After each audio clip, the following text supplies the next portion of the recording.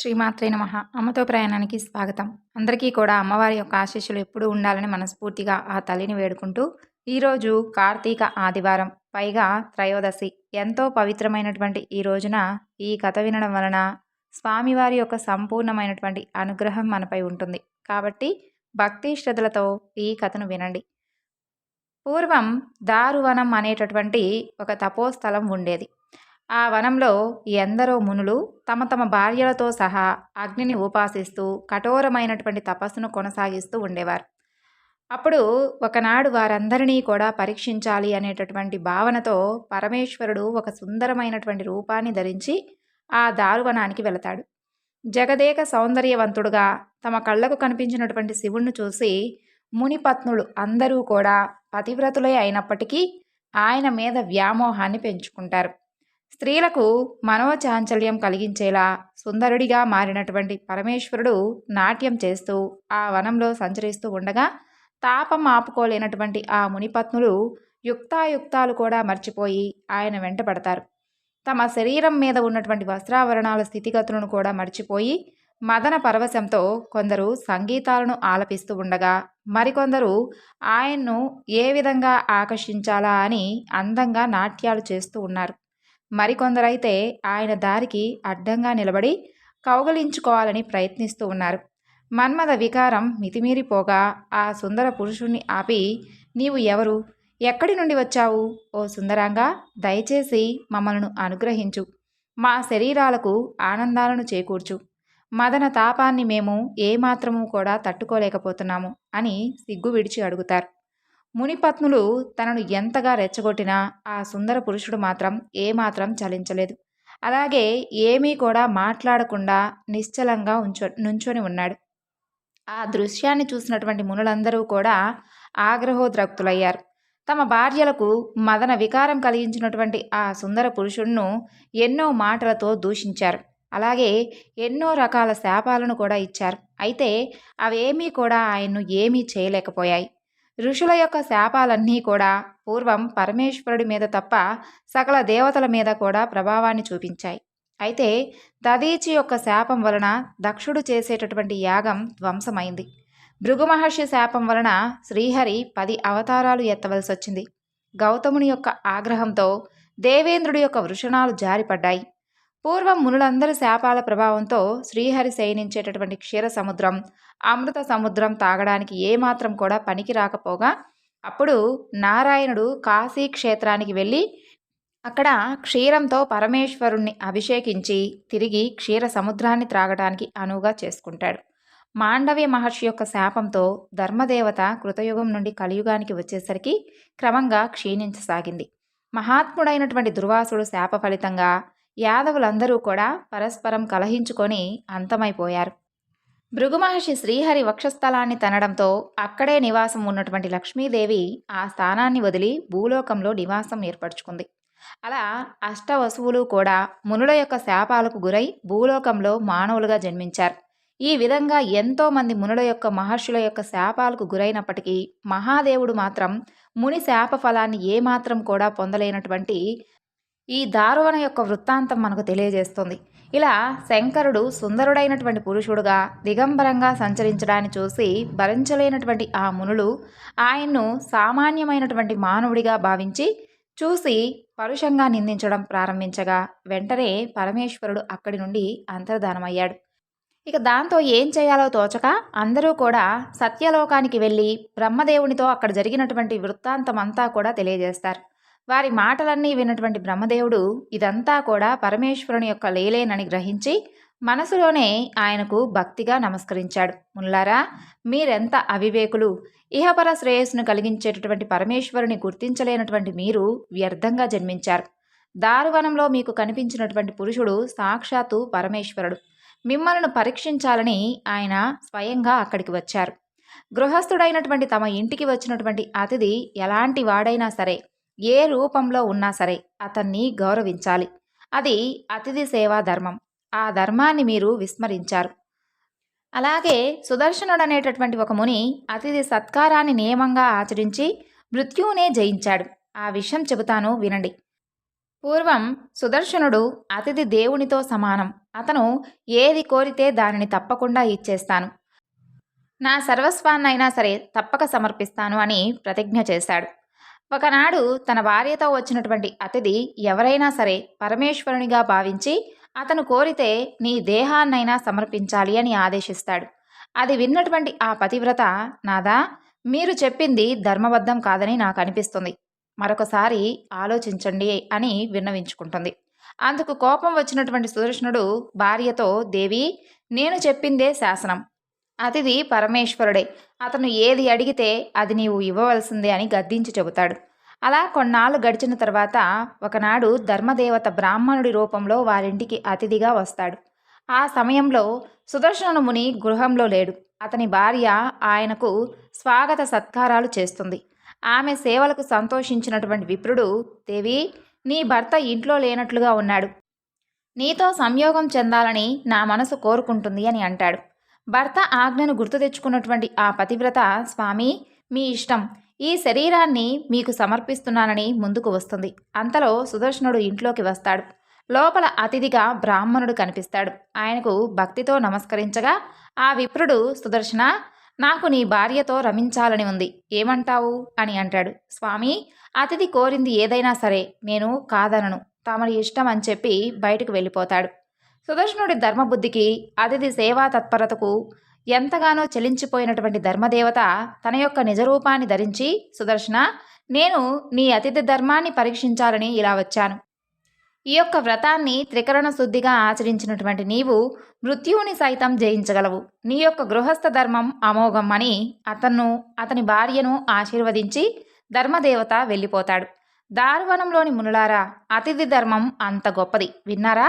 అలాంటి గొప్ప ధర్మాన్ని విస్మరించి అతిథిని అవమానించినందువలన మీ యొక్క తపశ్శక్తి మొత్తం కూడా నశించిపోయింది. కాబట్టి మీరు వెళ్ళి ఆ శంకరుణ్ణే శరణు వేడుకోండి అని ప్రబోధిస్తాడు బ్రహ్మ. బ్రహ్మ మాటలు విన్నటువంటి మునులందరూ కూడా పశ్చాత్తాపపడి, ప్రభో, నీకు నమస్కారం. ఓ ప్రజాపతి, మా భార్యలందరూ కూడా కామ వికారం చెందడంతో మేము ఆవేశంగా శంకరుణ్ణి పరుషంగా దూషించాము. ఎన్నో పాపాలు చేశాము. అలాగే ఆయనకు శాపాలు కూడా పెట్టాము. అయినా అవేవీ కూడా శంకరుడి ముందు ఏమాత్రం కూడా ప్రభావాన్ని చూపించలేదు. ఇక మాకు జీవితాల మీద కూడా ఆశపోయింది. కర్మ ఫలాన్ని త్యాగం చేసి ఆ మహేశ్వరుని దర్శించేటటువంటి మార్గాన్ని తెలియజేయండి అని ప్రార్థిస్తారు. మునుల యొక్క ప్రార్థనను విన్నటువంటి ప్రజాపతి వారితో, మునులారా, నేను చెప్పేది శ్రద్ధగా వినండి. బ్రాహ్మణుడు ఉపనయనం అయ్యింది మొదలు వేదాలను, వేదాంగాలను, వేదార్థాన్ని ఆచార్యుడి దగ్గర సంపూర్ణంగా అభ్యసించి స్నాతకుడై ఆ తరువాత వివాహం చేసుకొని భార్య ద్వారా సంతానాన్ని కని వారందరికీ కూడా తన యొక్క ఆస్తిని సమానంగా పంచేసి అగ్నిష్టోమాది యాగాలతో యజ్ఞేశ్వరుడైనటువంటి ఆ పరమేశ్వరుణ్ణి 10-12 సంవత్సరాలు ఆరాధించాలి. ఆ తరువాత శక్తి లేనివాడు కనీసం 1 సంవత్సరం కానీ, లేదంటే 6 మాసాలు కానీ, 12 రోజులు కానీ పాలు మాత్రమే ఆహారంగా స్వీకరించి దేవతలందరినీ కూడా పూజించాలి. ఆ తరువాత తన కోసం ఉంచుకున్నటువంటి ధనాన్ని మొత్తం విప్రులకు ఇచ్చేసి వైరాగ్య భావంతో గురువు వద్ద సన్యాస దీక్షను స్వీకరించాలి. ఇక సన్యాస విధి ఎట్లా ఉంటుంది అంటే, సన్యాస దీక్ష స్వీకరించేవాడు శిఖతో సహా వెంట్రుకలన్నీ కూడా తీయించుకొని బోడిగుండుతో ఉండాలి. జంధ్యాన్ని విడిచిపెట్టి భూస్వాహ అనేటటువంటి పంచసూక్తాలతో హోమం చేసి యతిగా మారి పుణ్యక్షేత్రాలలో సంచారం చేయాలి. ఇలా జీవించేటటువంటి యతి మరణం సమీపించకపోతే మహాప్రస్థానాన్ని ఆశ్రయించాలి. అనగా ఉపవాస దీక్షతో ఉత్తర దిశగా ప్రయాణించాలి. అలా ప్రయాణిస్తూ ఉంటే కొన్నాళ్లకు అనాయాసంగా మరణం సంభవిస్తుంది. తద్వారా శివ సాహిత్యం కూడా కలుగుతుంది. శివభక్తులు మాత్రం ఉపవాస దీక్ష, మహాప్రస్థానం లాంటివి ఆచరించకపోయినా ఈ శరీరం విడిచిపెట్టగానే తప్పకుండా మోక్షాన్ని పొందుతారు. నిజమైనటువంటి శివభక్తులకు సన్యాసం, వ్రతాలు, యజ్ఞాలు, దానాలు, వేదశాస్త్ర పఠనాలు ఇవేవీ కూడా అవసరం లేదు. పూర్వం శ్వేతుడనేటటువంటి ఒక ముని పరమేశ్వరుణ్ణి ఆరాధించి మృత్యువునే జయించాడు అని బ్రహ్మదేవుడు మునులకు ప్రబోధిస్తాడు. వారందరూ కూడా ఎంతో ఆసక్తిగా, పితామహ, అసలు ఈ శ్వేతుడెవరు, అతని యొక్క వృత్తాంతం ఏమిటి, దయచేసి చెప్పండి అని ప్రార్థించగా అప్పుడు బ్రహ్మ వారికిలా శ్వేతుని యొక్క వృత్తాంతం గురించి చెప్పడం ప్రారంభిస్తాడు. పూర్వం శ్వేతుడనేటటువంటి ఒక మహాముని ఉండేవాడు. ఆయన అల్పాయుష్కుడు. ఆ విషయం తెలుసుకున్నటువంటి శ్వేతముని తనకు చిరంజీవిత్వం కలగాలని భావించి కొండ గుహల్లో నివసిస్తూ అక్కడే ఒక శివలింగాన్ని ప్రతిష్ఠించుకుంటాడు. రుద్రాధ్యాయంతో ప్రతినిత్యము కూడా ఆ లింగానికి పూజలు, అభిషేకాలు చేస్తూ పరమేశ్వరుణ్ణు భక్తితో ఆరాధించడం మొదలుపెట్టాడు. అలా కొన్నాళ్లు గడిచిన తరువాత శ్వేతుడికి ఆయుష్ తీరిపోగా యమధర్మరాజు అక్కడికి వచ్చాడు. యముణ్ణి చూసి కూడా ఏ మాత్రం కూడా భయపడకుండా శ్వేతముని త్రయంబక మంత్రాన్ని నిష్టగా జపిస్తూ మృత్యువు నన్నేమీ చెయ్యలేదు అని ధైర్యంగా ఉన్నాడు. శ్వేతముని దగ్గరకు వచ్చినటువంటి యముడు గంభీరంగా, శ్వేతముని, నీ యొక్క ఆయుర్దాయం ముగిసిపోయింది, ఇక మర్యాదగా లేచిరా. నాకిప్పుడు శివారాధనతో పని ఏమిటి? త్రిమూర్తులు కూడా నేను తీసుకెళ్లాలనుకున్నటువంటి వారిని ఎవ్వరూ కూడా రక్షించలేరు. లేచిరా అని గట్టిగా పిలుస్తాడు. యముడి మాటలు వినగానే శ్వేతమునికి మనసులో భయం కలుగుతుంది. దుఃఖంతో శంకర, శరణాగత వత్సల, దీనబంధు, నన్ను రక్షించు అని ప్రార్థించి కొంత ధైర్యం తెచ్చుకుంటాడు. అలా వెంటనే యముడితో, ధర్మరాజా, నన్ను తీసుకుని వెళ్ళడం వలన మీకేం ప్రయోజనం? మహాదేవుడి లింగాన్ని నేను నిత్యము పూజిస్తూ ఉంటాను. ఆయన్నే నమ్ముకున్నాను. నాకేం భయం లేదు. నాలాంటి శివభక్తులను ఆ శంకరుడే రక్షిస్తాడు. ఏ శివభక్తుడికైనా సరే బ్రహ్మ రాసినటువంటి రాత కూడా నిరుపయోగం అవుతుంది కదా అని అంటాడు. శ్వేతుని యొక్క సమాధానం యముడికి ఆగ్రహం కలిగిస్తుంది. తీక్షణమైనటువంటి కోరలతో భయంకరమైనటువంటి సింహనాదం చేస్తూ తనకు ఎదురు సమాధానం చెప్పినటువంటి ఆ శ్వేతముని తన యొక్క పాశంతో బంధిస్తాడు. ఓయి శ్వేత, ఇదిగో నిన్ను ఇలా బంధించి తీసుకుని వెళుతున్నాను. ఇప్పుడు నీ శంకరుడు ఏం చేస్తాడు? అసలు ఆ మహాదేవుడు ఎక్కడున్నాడు? నేనెక్కడా? ఆ శంకరుడు ఎక్కడా? నేను మృత్యుదేవతను.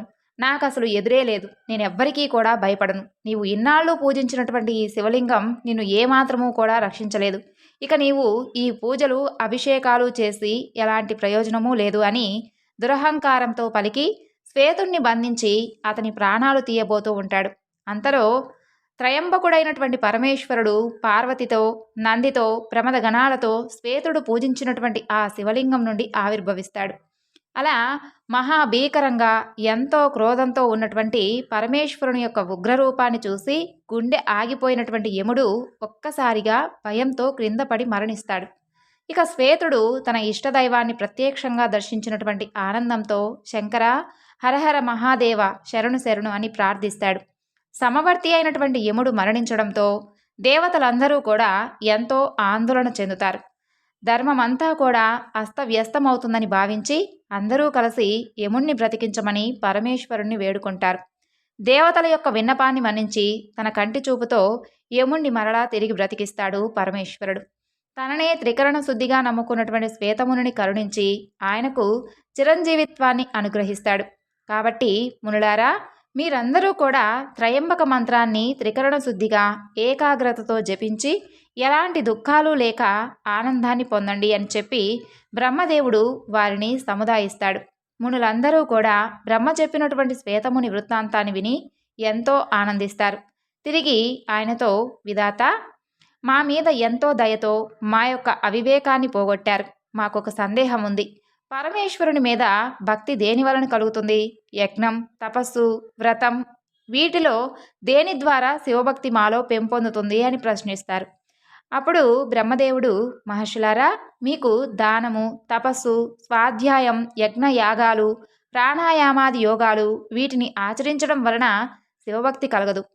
ఇక ఈ చరాచర ప్రపంచానికి మూలకారకుడైనటువంటి పరమేశ్వరుడి మీద ఏకాగ్ర భక్తి అనేది కేవలం శివానుగ్రహంతోనే లభిస్తుంది. కాబట్టి మీరందరూ కూడా శివానుగ్రహం కోసం ప్రయత్నించండి అని చెబుతాడు. బ్రహ్మదేవుడు చెప్పినటువంటి ఆ మాటలు విని మునులందరూ కూడా ఎంతో సంతోషిస్తారు. ఋషులు తమ తమ పత్నులతో సహా ఆయనకు భక్తిగా నమస్కరిస్తారు. బ్రహ్మదేవుని ద్వారా పరమేశ్వరుని యొక్క గొప్పతనాన్ని, ఆయన్ను పూజించేటటువంటి విధానాన్ని, ఆయన అనుగ్రహం పొందేందుకు పాటించవలసినటువంటి విధులను తెలుసుకొని అందరూ కూడా తిరిగి దారువనానికి వస్తారు. అందరూ తమ తమ భార్యలతో కలిసి ఆ వనంలోని వివిధ ప్రదేశాలలో పరమేశ్వరుని ప్రతిష్ఠించుకొని పూజ, జప, ధ్యానాలతో ఆయన్ను ఆరాధించడం మొదలుపెట్టారు. అలా సంవత్సర కాలం గడిచింది. ఆ తరువాత వసంత ఋతువు ప్రారంభమైంది. అప్పుడు పరమేశ్వరుడు వారి భక్తిని పరీక్షించాలని వంటి నిండా విభూది పూసుకొని నగ్నంగా వికారమైనటువంటి ఒక రూపంతో వారి ముందుకు వస్తాడు. వారిని భయపెడుతూ వికృతంగా ఆడుతూ పాడుతూ అరుస్తూ ఇలా చిత్ర విచిత్రమైనటువంటి విన్యాసాలు చేయడం ప్రారంభిస్తాడు. వారి ఆశ్రమాల చుట్టూ నగ్నంగా తిరుగుతూ యాచించడం మొదలుపెట్టాడు. పరమేశ్వరుడు ఎన్ని రకాలుగా ప్రలోభపెట్టినా, ఎన్ని రకాలుగా భయాన్ని అసహ్యాన్ని కలుగజేసినా ఆ మునులందరూ కూడా వివేకంతో ఆ వచ్చింది పరమేశ్వరుడే అని తెలుసుకొని ఆ వికృతాకారంలో ఉన్నటువంటి ఆ పురుషుణ్ణి పిలిచి ఆసనం మీద కూర్చోబెట్టి నీళ్లతో ఆయన పాదాలు కడిగి భస్మాన్ని, గంధ పుష్పాక్షతాలను, పూలమాలలను, బిల్వదళాలను, ధూపదీప నైవేద్యాలను సమర్పించారు. తమ భార్యాపుత్రులతో బంధుమిత్ర పరిజనాలతో కలిసి ఎంతో వినయంగా ఆయనకు నమస్కరించి ఎంతో ఘనంగా స్తుతించారు. పరమేశ్వర, కరుణారస సింధు, మేము అవివేకంతో మా యొక్క మనోవాక్కాయాల ద్వారా చేసినటువంటి పాపాలను క్షమించండి. మీ దివ్య చరిత్ర విచిత్రం, రహస్యం, బ్రహ్మాదులకు కూడా అది ఏమాత్రం తెలియదు. మీ మార్గాన్ని ఎవ్వరం తెలుసుకోలేం. విశ్వేశ్వర, నీవెలాంటి వాడివో ఎవరికీ కూడా తెలియదు. మహాత్ములు నిన్ను నిత్యము కూడా పొగుడుతూ ఉంటారు. భవ్యుడు, భవుడు, భావనుడు, అనంత బలవీర్యం కలిగినవాడు, భూతపతి, సంహారకుడు, పిశంగుడు, అవ్యవుడు, జగత్తుకు ఆధారమైనవాడు, త్రిగుణాత్మకుడు, సత్వరజస్తమో గుణాలతో నిండినటువంటి త్రయంబకుడు, త్రినేత్రుడు, త్రిశూలాన్ని ధరించినవాడు, కందర్భుడు, హుతాశనుడు, పరమాత్మ శంకరుడు, వృషాంకుడు, గణాధిపతి, కాలుడు, దండహస్తుడు, పాశహస్తుడు, వేద మంత్రాలు స్తుతించేటటువంటి ప్రధాన దైవం అనేటటువంటి విశేషణాలు అన్నీ కూడా నీకే సరిపోతాయి ప్రభు. భూత భవిష్యత్ వర్తమాన కాలాల్లో ప్రవర్తించేటటువంటి ఈ యొక్క సకల సృష్టి నీ యొక్క దివ్య శరీరం నుంచే ఆవిర్భవిస్తుంది. మానవులందరూ కూడా తెలిసి తెలియక చేసేటటువంటి పనులన్నిటినీ కూడా నీవే చేయిస్తూ ఉంటావు. ఈ విధంగా మునులందరూ కూడా స్తుతించగా పరమేశ్వరునికి ఎంతో ఆనందం కలుగుతుంది. వారందరూ కూడా తాము చేసినటువంటి పనికి పశ్చాత్తాపం చెందారని గ్రహిస్తాడు. తన నిజరూపాన్ని దర్శించేందుకు వారికి దివ్య దృష్టిని ప్రసాదించగా మహాదేవుని ద్వారా దివ్య దృష్టిని పొందినటువంటి వారందరూ కూడా ఆయన యొక్క దివ్య మంగళ విగ్రహాన్ని దర్శించి తన్మయులై మంగళకరమైనటువంటి వాక్యాలతో తిరిగి ఇలా కీర్తిస్తారు. ఓ పరమేశ్వర, అమరుల్లో నీవు బ్రహ్మవి, రుద్రుల్లో నీలలోహితుడవి, ప్రాణులందరిలోనూ జీవాత్మవి. సాంఖ్యాయోగులందరూ కూడా నిన్ను పురుషుడంటారు. పర్వతాలలో నీవు మేరువి, నక్షత్రాలలో చంద్రుడివి, ఋషుల్లో వశిష్ఠుడివి, దేవతల్లో దేవేంద్రుడివి, సమస్త వేద వాగ్మాయంలో ఓంకారానివి, వేద సూక్తాలలో శ్రేష్టమైనటువంటి సామ సూక్తానివి, అరణ్యంలో సంచరించేటటువంటి మృగాలలో సింహానివి, అలా గ్రామాలలో సంచరించేటటువంటి పశువుల్లో వృషభానివి, లోకులందరూ పూజించేటటువంటి దేవులలో అగ్రగణ్యుడివి. ప్రభు, మేమందరం కూడా నీ దాసులం. మేమంతా కూడా తరించడానికి ఏం చేయాలో ఆజ్ఞాపించండి. నీ యొక్క ఆద్యాంతాలు మేము తెలుసుకోలేము. మమ్మల్ని అనుగ్రహించండి అని పరమేశ్వరుని పాదాల మీద పడ్డారు. వారందరి ప్రార్థనను విన్నటువంటి పరమేశ్వరుడు సంతోషించి పరమ పవిత్రమైనటువంటి పాశుపత వ్రతాన్ని అలాగే భస్మ స్నాన విధిని వారికి వివరిస్తాడు. ఆ తరువాత ఈ విధంగా దదీచి క్షుపుల యొక్క వృత్తాంతం గురించి తెలియజేస్తాడు. పూర్వం బ్రహ్మదేవుని కుమారుడైనటువంటి క్షుపుడు తన యొక్క పరాక్రమంతో భూమండలాన్ని సుక్షత్రియుడుగా పాలిస్తూ ఉంటాడు. ఆయనకు మహా తపస్వి అయినటువంటి దదీచి మునితో స్నేహం ఏర్పడుతుంది. అది దినదిన ప్రవర్ధమానమవుతుంది. అలా ఒకనాడు వారిద్దరికీ విప్రుడు గొప్పవాడా లేక క్షత్రియుడు గొప్పవాడా అనేటటువంటి విషయం వద్ద చర్చ జరుగుతుంది. ఆ విషయం మీద వారిద్దరికీ కూడా వాగ్వాదం జరుగుతుంది. క్షుపుడు, నేను అష్టదిక్పాల అంశతో శ్రీహరి అంశతో జన్మించినటువంటి క్షత్రియుణ్ణి, కాబట్టి నన్ను నీవు పూజించాలి, నీకన్నా నేనే గొప్ప అని అహంకారంతో వాదిస్తాడు. క్షుపుడి మాటలు విన్నటువంటి దదీచి మహర్షికి ఆగ్రహం కలుగుతుంది. వెంటనే తన పాదాలతో క్షుపుణ్ణి ఒక్క తన్ను తన్నుతాడు. దాంతో క్షుపుడికి కూడా ఆవేశం వస్తుంది. పూర్వం తనకు దేవేంద్రుడు ప్రసాదించినటువంటి వజ్రాయుధాన్ని తీసుకొని వచ్చి దానితో క్షుపుణ్ణి గట్టిగా కొడతాడు. దాని దెబ్బకు తాళలేక దదీచి క్రింద పడిపోయి శుక్రాచార్యుని స్మరిస్తాడు. అలా దదీచి 2 భాగాలుగా ఖండించబడి మరణించగా చనిపోయే ముందు ఆయన చేసినటువంటి ప్రార్థన విని శుక్రాచార్యుడు రహస్యంగా అక్కడికి వచ్చి 2గా చీలినటువంటి ఆయన శరీర భాగాలను ఒకటిగా కలిపి తన యొక్క మృత సంజీవని విద్యతో పునర్జీవితుణ్ణి చేస్తాడు. ప్రాణాలు తిరిగి వచ్చి పైకి లేచినటువంటి దదీచితో, మహర్షి, దేవదేవుడైనటువంటి ఆ పరమేశ్వరుణ్ణి ఆరాధించి ఎవరి చేత కూడా వధించబడకుండా మృత్యువును జయించు. ఈశ్వరోపాసన వలన అది నీకు సాధ్యమవుతుంది. మహేశ్వరుడు నాకీ మృత సంజీవనీ విద్యను ఉపదేశించడం వల్లనే నేను నిన్ను బ్రతికించగలిగాను.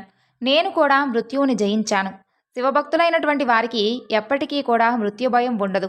నీకు మృత సంజీవని అయిన తరువాత త్రయంబక మంత్రాన్ని ఉపదేశిస్తాడు. ఇటు క్షుపుడు కూడా దదీచి మహర్షి వలన అవమానించబడి ఎంతో ఏకాగ్రతతో నారాయణుడి గురించి తపస్సు చేస్తాడు. ఎన్నో సంవత్సరాలు గడిచిపోతాయి. అలా ఒకనాడు శంఖచక్ర గదాధరుడై సర్వాలంకార సంశోభితంగా శ్రీహరి అతనికి దర్శనమిస్తాడు. వెంటనే ఆయన పాదాల మీద పడి, నారాయణ, పరంధామ, పరాత్పర, నీవు ప్రకృతితో కలిసినటువంటి పురుషుడివి. మహాతత్వం, అహంకారం, పంచతన్మాత్రాలు, జ్ఞాన కర్మేంద్రియాలు అంతా కూడా నీవే. నన్ను రక్షించు అని ప్రార్థిస్తాడు. శ్రీహరి, క్షుప, నీకేం కావాలో కోరుకో అని అనగా, ప్రభు, దదీచి ముని అనేటటువంటి విప్రోత్తముడు పూర్వం నాకు మిత్రుడుగా ఉండేవాడు. నాకు అతనికి ఒకనాడు చిన్న వాగ్వాదం జరిగింది. దానికి కోపించినటువంటి అతను అహంకారంతో నన్ను కాలెత్తి తన్నాడు. నేను శివవరప్రసాదుణ్ణి కాబట్టి నాకు ఎవరి వలన భయం లేదు, ఎవరికీ కూడా భయపడను అని గర్వంగా చెప్పి వెళ్ళాడు. స్వామి, నేను అతన్ను ఎలాగైనా సరే ఓడించాలి. అందుకు తగినటువంటి వరాన్ని ప్రసాదించండి అని కోరాడు. క్షుపుడి యొక్క కోరిక విన్నటువంటి శ్రీహరి మనసులో శంకరుణ్ణి స్మరించి అతనితో ఇలా అన్నాడు. రాజేంద్ర, శివభక్తులైనటువంటి వారు ఎవరికి దేనికి భయపడరు. ఎంతటి అధముడైనా సరే శివభక్తి తత్పరుడైతే చాలు, అతనికి ఎలాంటి భయమూ కలగదు. ఇక దదీచి లాంటి మహర్షుల గురించి చెప్పేది ఏముంది? కాబట్టి దదీచి మీద నీవు విజయం పొందడం కష్టం. దదీచి మహర్షి సామాన్యుడు కాదు. పూర్వం దక్షయజ్ఞం జరిగినటువంటి సందర్భంలో ఆయన శాపం వలనే నాకు ఈ యొక్క మూర్ఛావస్థ కలిగింది. తిరిగి ఆయన వలనే నేను మేలుకోగలిగాను. అయినప్పటికీ నీ యొక్క భక్తి ప్రపత్తులు నన్ను ఆనందింపచేశాయి. అందుకే నీ విజయం కోసం నేను తప్పకుండా ప్రయత్నిస్తాను అని చెబుతాడు. క్షుపుడికి ఇచ్చినటువంటి మాట ప్రకారం శ్రీహరి ఒక వృద్ధ బ్రాహ్మణుడి వేషాన్ని ధరించి దదీచి మహర్షి ఆశ్రమానికి వెళతాడు. వచ్చినటువంటి అతిథికి దదీచి స్వాగత సత్కారాలు చేసి నమస్కరించగా, అప్పుడు బ్రాహ్మణుడి రూపంలో ఉన్నటువంటి శ్రీహరి, దదీచి, నాకొక వరాన్ని ప్రసాదించు అని కోరాడు. తపో సంపన్నుడు, త్రికాలజ్ఞుడైనటువంటి దదీచి వచ్చినటువంటి విప్రుడు శ్రీహరేనని గుర్తించి, ప్రభు, నీవు శ్రీహరివేనని నాకు తెలుసు. క్షుపుడు నిన్ను ఆరాధించగా అతని కోరిక తీర్చడం కోసం మీరు నా దగ్గరకు వచ్చారు. నాకు ఎవరి వలన దేని వలన భయం లేదు. మీకేం కావాలో అడగండి స్వామి అని అంటాడు. దదీచి తనను గుర్తుపట్టడంతో నిజరూపాన్ని ధరించినటువంటి శ్రీహరి, నీవు శివభక్తి ప్రభావంతో సర్వజ్ఞుడివయ్యావు. నీకు ఎవరన్నా కూడా భయం లేదని నాకు తెలుసు. అయితే నేను నా భక్తుడైనటువంటి క్షుపుడికి మాటిచ్చాను. ఒక్కసారి క్షుపుడి సభలోకి వచ్చి నీ వలన నేను భయపడతాను అని ఒక్క మాట అనుచాలు అని ప్రాధేయపడతాడు. అయితే శివానుగ్రహం పొందినటువంటి దదీచి అందుకు అంగీకరించలేదు. ఇక నేను అసత్యాన్ని పలకను అని అంటాడు. అలా దదీచి తిరస్కరించేసరికి శ్రీహరికి ఆగ్రహం కలిగి తన యొక్క సుదర్శన చక్రాన్ని అతని మీదకు ప్రయోగిస్తాడు. మహావేగంతో వచ్చినటువంటి సుదర్శన చక్రం దదీచి మహర్షి యొక్క శరీరాన్ని తాకి వజ్ర శరీరుడు కావడంతో అతన్ని ఏమాత్రం కూడా గాయపరచలేకపోతుంది.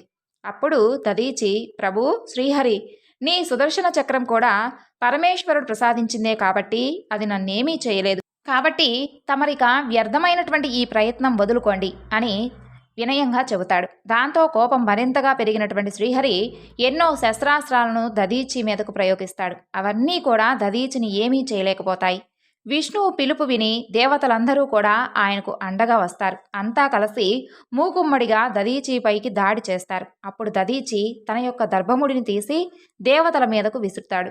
అది ప్రళయాగ్ని జ్వాలలు వెదజల్లుతూ త్రిశూలంలా మారి దేవతలందరినీ కూడా కాల్చడం మొదలుపెడుతుంది. ఆ విధంగా నారాయణుడు దేవేంద్రాదులు ప్రయోగించినటువంటి అస్త్రాలన్నీ కూడా విఫలం కావడంతో అంతా కూడా ఆ యొక్క త్రిశూలాన్ని శరణు వేడి తలో దిక్కుకు పారిపోతారు.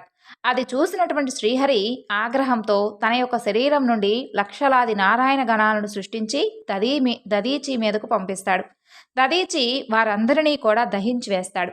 అప్పుడు శ్రీహరి తన యొక్క విశ్వరూపాన్ని ధరించి కోట్ల కొద్ది బ్రహ్మాండాలను, కోట్ల కొద్ది దేవతాగణాలను దదీచి మీదకు పంపిస్తాడు. అంతా చూసినటువంటి దదీచి మాత్రం ఏమాత్రం భయపడకుండా, నారాయణ, నీ మాయలను ఇక చాలించి నిజరూపంతో వచ్చి నాతో పోరాడవయ్యా అని కోరుకుంటాడు. ఇక నారాయణుడు నిజరూపాన్ని ధరించి దదీచి ముందుకు రాగా దదీచి తన యొక్క శరీరంలో అనంతకోటి బ్రహ్మాండాలను, కోట్లాది దేవతాగణాలను ప్రదర్శిస్తాడు. శ్రీహరి దదీచిలో ఉన్నటువంటి విశ్వాన్ని దర్శించి ఆయన యొక్క గొప్పతనాన్ని ప్రశంసించి వైకుంఠానికి వెళ్ళిపోతాడు. ఈ విషయమంతా కూడా క్షుపుడికి తెలుస్తుంది. తన కోరికను సఫలం చేయడం కోసం శ్రీహరి సైతం దదీచి ముందు అవమానం పాలయ్యాడని గ్రహించి వెంటనే దదీచి దగ్గరకు వస్తాడు. క్షమించమని ఆయన పాదాల మీద పడతాడు. అప్పుడు దీనుడై నిలిచినటువంటి క్షుపుణ్ణి మాత్రం క్షమించి తన మీద అకారణంగా దాడి చేసినటువంటి విష్ణువుతో సహా దేవతలందరినీ కూడా మీరందరూ రాబోయే కాలంలో దక్ష ప్రజాపతి చేసేటటువంటి యాగంలో పాల్గొంటారు. అప్పుడు రుద్రుడి కోపాగ్ని జ్వాలలలో దగ్ధమైపోతారు అని శపిస్తాడు. తిరిగి క్షుపుడితో, రాజేంద్ర, ఎప్పటికైనా సరే యోగ్యులైనటువంటి విప్రులే దేవమానవ పూజ్యులు, ఈ విషయం గ్రహించు అని హితబోధ చేయగా క్షుపుడు అందుకు అంగీకరించి ఆయనకు నమస్కరించి తిరిగి తన రాజ్యానికి వెళ్ళిపోతాడు. ఈ దదీచి క్షుపుడు యొక్క సంవాదం విష్ణుమూర్తికి పరాభవం జరిగినటువంటి ప్రదేశం. దేవతలకు దదీచి శాపం ఇచ్చినటువంటి ప్రాంతం స్థానేశ్వరం. అక్కడే పరమేశ్వరుడు స్థానేశ్వరలింగంగా వెలిశాడు. ఆ శివలింగాన్ని దర్శించి పూజించిన వారు శివలోకాన్ని చేరుకుంటారు. అలాగే దదీచి క్షుపుని యొక్క వృత్తాంతం విన్నవారికి కూడా శివ సాయుధ్యం కలుగుతుంది. అపమృత్యు బాధల నుండి విముక్తులై శరీరం పతనం చెందిన తర్వాత కైలాసాన్ని చేరుకుంటారు. ఈ వృత్తాంతాన్ని పఠించి యుద్ధానికి వెళితే జయం తప్పకుండా వర్తిస్తుంది. సర్వం శ్రీ లలితార్పణమస్తు. స్వస్తి.